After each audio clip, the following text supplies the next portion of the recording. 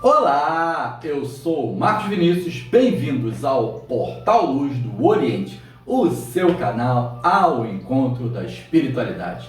Falaremos hoje a respeito do Bhagavad Gita, desse clássico filosófico do conhecimento indiano, tá certo? Mas antes disso, minha gente, dá o seu joinha, ative o sininho das notificações e se inscreva no nosso canal. Isso é muito importante. Vamos fazer essa luz reverberar, vamos fazer essa luz se multiplicar, vamos fazer essa luz chegar em cada casa, em cada consciência, em cada coração. Humildemente eu peço a voz, minha gente, me ajude a compartilhar esses vídeos, tá certo? Não se esqueça de dar o like e se inscreva no canal, é 0800, é só apertar o botão aí abaixo aqui no lado direito. Tá certo? Gratidão a todos vós. Namastê. Bom, continuando os nossos estudos, hoje falaremos a respeito do Bhagavad Gita, um clássico indiano que ele nada mais, nada menos do que a essência do conhecimento dos Vedas, do conhecimento do hinduísmo, tá bom? Que traz toda essa essência dos Vedas, dos Upanishads, dos Vedantas, de todos esses comentários a respeito desse conhecimento. Já falamos aqui sobre os Vedas, que Vedas quer dizer conhecimento, tá bom? Então toda essa sabedoria, esse manancial indiano está ali representado, tá bom? Em sua essência, como se fosse um resumo.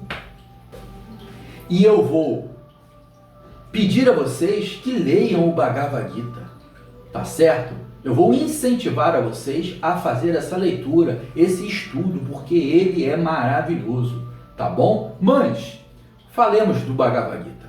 O Bhagavad Gita quer dizer a canção do Senhor.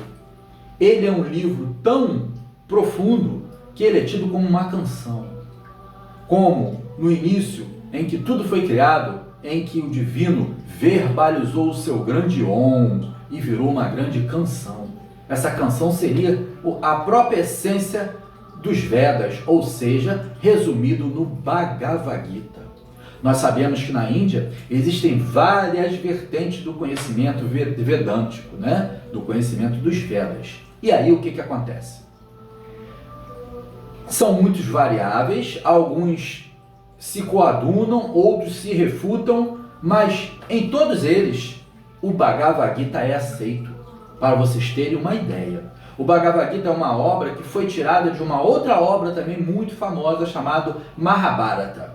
E aí, quando ia dentro do Mahabharata se iniciar uma grande guerra, retiraram aquele texto, aquele trechinho e fizeram todo um diálogo entre dois personagens principais, o Arjuna, que é o arquétipo do guerreiro, do herói e do guerreiro. Eu digo às vezes que o arquétipo do herói e do guerreiro muitas das vezes se fundem num só, porque muitas das vezes o herói tem que guerrear para vencer, tá certo? Para vencer as suas batalhas do dia a dia.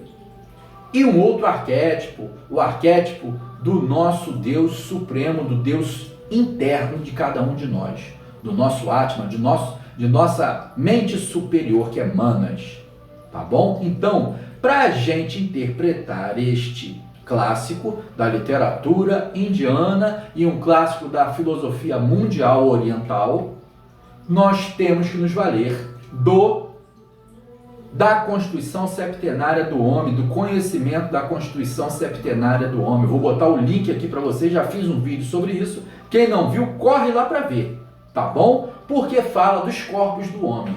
E aí nós temos uma batalha. Essa batalha é uma batalha eminente, não tem como o Arjuna fugir, o Arjuna tem que enfrentar aquela batalha. E o Krishna, o seu conselheiro espiritual, fala para ele: Arjuna, você não pode falhar. Tá vendo aquelas pessoas lá do outro lado? Cada um daqueles que lá estão são seus parentes, são seus conhecidos, são seus amigos, e você tem que guerrear contra eles. E o Arjuna pleiteia com o Krishna: mas como? Eles são meus amigos, eu amo eles, amo todos eles, eu não posso guerrear contra meus amigos. A guerra é iminente, você tem que guerrear, você não pode falhar, vá à frente, Arjuna. E aí, minha gente, isso tudo é um mito. Na verdade, que livro sagrado é esse, Marcos Vinícius, que começa numa guerra? É a guerra interna. É a guerra que cada um de nós tem que travar contra os nossos parentes internos que a gente tanto ama. Nossa vaidade, nosso orgulho, nosso ódio, a raiva, a cobiça, a ambição. Lá os nossos 7 pecados capitais, a preguiça, são amigos do Arjuna. E o Arjuna tem que combater. Então nós temos 2 exércitos ali nessa eminente batalha, tá bom? E nesta guerra nós temos, de um lado, os Kuravas, que são esses parentes do Arjuna que ele tem que enfrentar, entre aspas, os mauzinhos, e do outro lado, os Pandavas. Os Pandavas são o lado do bem, o lado do Arjuna, tá bom? Então esse herói, ele é incentivado a avançar sem dó nem piedade contra esses seus amigos. E aí, quando a gente traz essa batalha para dentro, a gente começa a entender. É a nossa própria batalha interna contra os nossos pensamentos ruins, a cobiça, a vaidade, o ódio, o ego, a inveja. Uma das frases principais desse livro é a seguinte: melhor do que aquele que venceu a 1000 batalhas é aquele que venceu a si próprio. E exatamente isso. É a epopeia do homem na terra, batalhando, se autoconhecendo. É um livro de autoconhecimento puro, gente. Vem dos Vedas, que quer dizer conhecimento. Já falamos disso aqui num vídeo anterior. Tá bom? Exatamente no vídeo anterior nós falamos sobre os Vedas. Sobre o conhecimento que vinha do Himalaia, né? Falamos a respeito disso. Vou botar o link aqui para vocês também, do conhecimento que vem do Himalaia, tá? Que foi transmitido por seres superiores a nós aqui na Terra. Então aquela guerra era uma guerra iminente. E o Arjuna estava em seu cavalo de batalha, e neste seu cavalo de batalha, ele representa o seu quaternário, o seu corpo físico. Porque quem somos nós que dirigimos o nosso próprio carro? A nossa mente dirige o nosso carro, tá bom? Aqueles carros de batalhas indianos, né, com 2 rodas, o cavalo, e ali o Arjuna avançava em direção àquela batalha. O Arjuna representava o mental inferior, o Kama Manas, dentro do estudo dos 7 corpos ou veículos do homem, tá bom? Dos 7 corpos do homem. O Arjuna representava o mental inferior, aquele que ficava procrastinando, mas eu não quero vencer, eu não quero ir para cima dos meus parentes, eu não quero enfrentar a mim próprio, ou os meus amigos ali dentro da simbologia mitológica, tá certo? E o Krishna era dentro da tríade espiritual humanas, um mental superior, minha gente, aquele que vem do alto. A cor azulada do Krishna quer dizer exatamente seres que vêm do céu azul. É tudo uma simbologia. O Krishna, ele é a 8ª encarnação de Vishnu. Lembrando que Vishnu, ele é o mantenedor dentro da Trimurti, né? Nós temos o Brahma, que é o criador, temos o Vishnu, que é o mantenedor, e o Shiva, que é o destruidor e renovador da vida. Então, dentro da Trimurti, o Vishnu, ele é nada mais, nada menos que o mantenedor da vida. E toda vez que uma humanidade está decaindo, moralmente falando, dentro da mitologia dos Vedas, o Vishnu manda um dos seus avatares. E desta vez ele mandou o Krishna, esse nome divino, que é a 8ª encarnação do Vishnu. Tá? Antes do Krishna veio Rama, né? Sri Rama, que era um guerreiro, também é muito bonito numa outra epopeia chamado Ramayana, tá bom? E é anterior também ao Bhagavad Gita. Então, minha gente, a 8ª encarnação de Vishnu era Krishna, o mental superior, aquele que representava a tríade espiritual, ou seja, os poderes da nossa alma luminosa, do nosso Atma, da nossa centelha divina.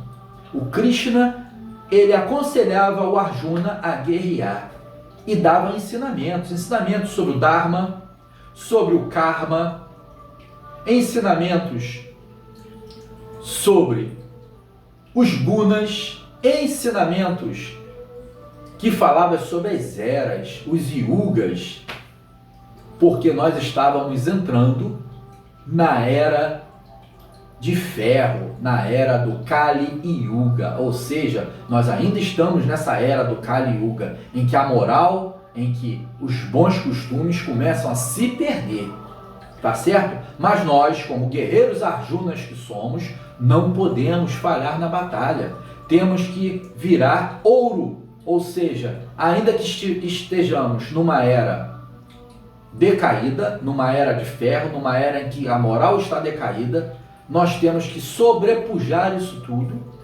e nos iluminar, minha gente, como Buda, tá certo? Como Cristos e Budas que somos, essa centelha crística, essa centelha pneumática, essa centelha divina que aqui habita, está esperando, aguardando pacientemente para ser desperta.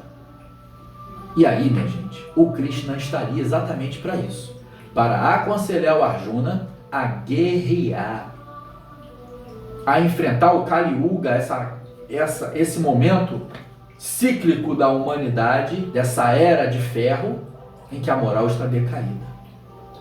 E aí ele diz para o Krishna, para o Arjuna, melhor que aquele que venceu 1000 batalhas é aquele que venceu a si próprio. Essa é uma das frases principais do Bhagavad Gita. O Arjuna não pode recuar, ele tem que avançar, ele tem que mergulhar dentro de si próprio e vencer os seus inimigos internos, como nós, como cada um de nós. Tá certo, minha gente? Então, o Bhagavad Gita, ele é essa epopeia, esse livro maravilhoso da filosofia, que resume os Vedas, os Upanishads, o conhecimento vedântico, né? O conhecimento de todo o comentário dos filósofos indianos, e que nos trazem todo esse manancial de conhecimento.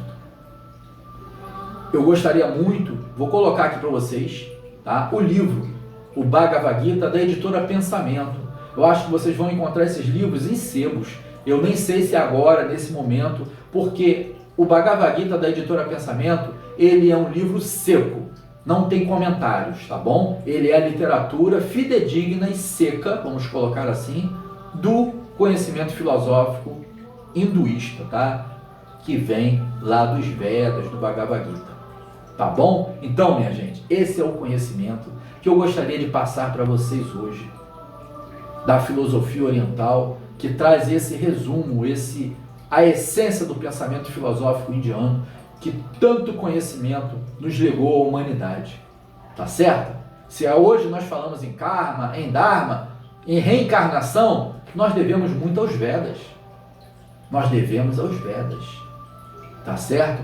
Foi a primeira literatura que trouxe toda essa temática, todo esse manancial de conhecimento, há mais de 8.000 anos antes de Cristo, segundo alguns falam. Tem gente que fala 1.500, 4.000, 6.000, 8.000 antes de Cristo. Tá bom, minha gente? Alguém passou esse conhecimento para esse pessoal. E Krishna, ele era um avatar, né? Ele era um avatar, assim como foi Cristo, como foi Buda, um avatar. Tá certo? Então, minha gente, esse era o conhecimento que eu queria passar para vocês hoje. Lembrando que os avatares, eles vêm trazer a palavra divina quando uma humanidade está perdida no seu conhecimento, na sua moral, na sua ética. Tá certo? Para que as leis divinas, mais uma vez, se façam naquela era específica. E aí, minha gente, é isso. Gratidão a todos vocês. Até o próximo vídeo. Namastê.